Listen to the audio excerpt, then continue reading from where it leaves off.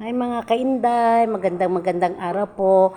Luluto po ako ngayon ng sopas dahil sa panahon ngayon makulimlim kaya medyo malamig po.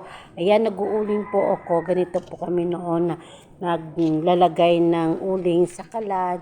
Di uling po yan. Nagsindi po ako ng pospro para umilaw po.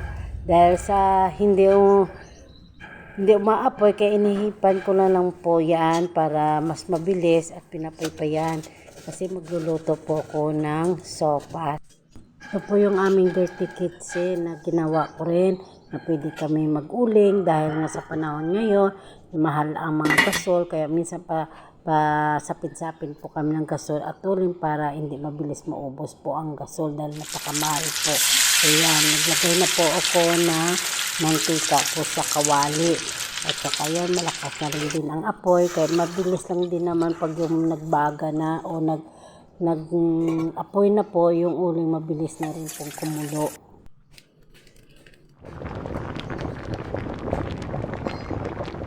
Lagay ako ng paminta at saka asin para meron din po na may lasa.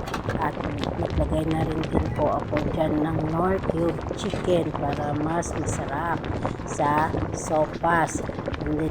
Kaya pinagawa ko po dito dahil para pwede din po kami mag-iyo-iyo o magsuba-suba ng mga isda o kung baboy o kung kahit anong ihaw nyo po pwede po dito sa Dirty Kitchen. Kaya naluto na, kaya kumain na kami ni Mana at nasasarapan na din si Manang sa luto ko na ito.